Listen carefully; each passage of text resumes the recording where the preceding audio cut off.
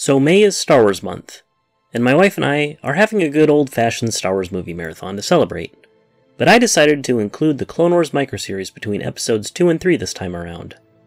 And not only did it fit really well, but in my opinion, if you're doing a marathon of the Star Wars movies, I think it's mandatory. For a few reasons. First and foremost, this series works as a bridge between Attack of the Clones and Revenge of the Sith. How does Episode 2 end? With the very first battle of the Clone Wars. And Episode 3 begins with the final battles of the Clone Wars, which can be a bit jarring.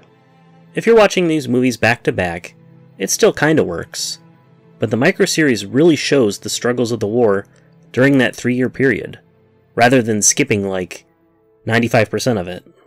This series also came out between the release dates of both movies from 2002 to 2005, an actual out-of-universe 3-year wait period in between movies in real time. This series, along with the rest of the Clone Wars multimedia project, was designed by Lucasfilm to be that bridge between the movies. It was designed to be the ongoing Clone Wars while waiting for the release of Revenge of the Sith. Of course, I always recommend reading the Clone Wars books and comics, as well as playing the games, but for the purposes of a movie marathon, the Clone Wars microseries is enough. Both volumes 1 and 2 combined are around 2 hours, so it can easily fit within the mainline films.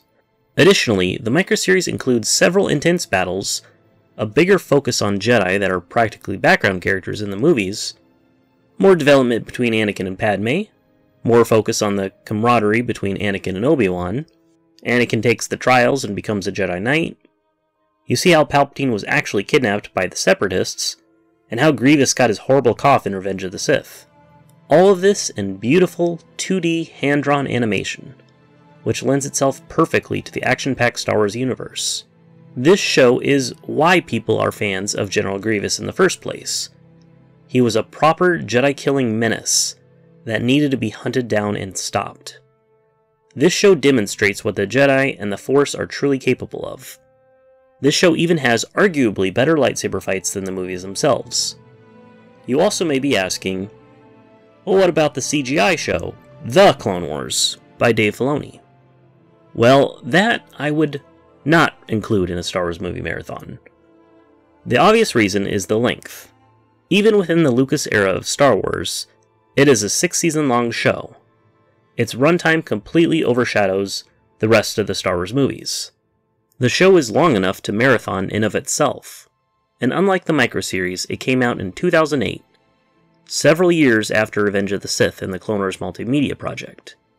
Instead of focusing on the period post-Episode 3, this series, for whatever reason, revisits the well-trodden Clone Wars era. It was not designed to be the bridge between episodes.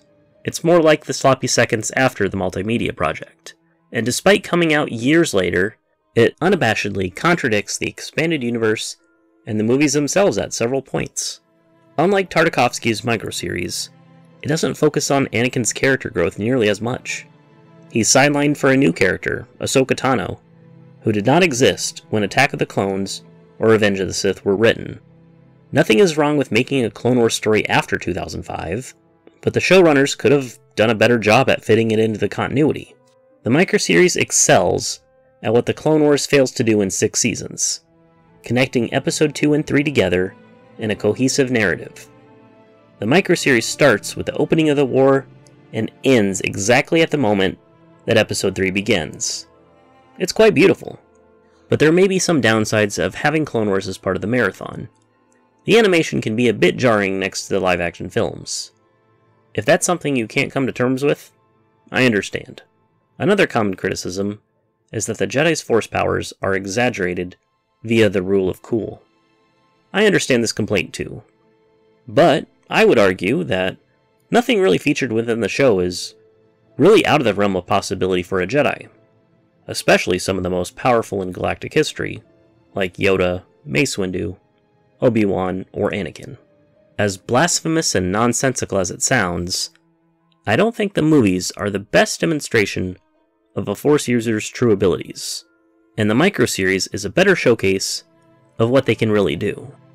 If you want to watch the Star Wars movies, plus the microseries, It's all available on DVD or Disney+. But what about you? Have you incorporated the microseries into your Star Wars movie marathon before? If not, have I convinced you to give it a try? I'm curious to hear all your thoughts in the comments below.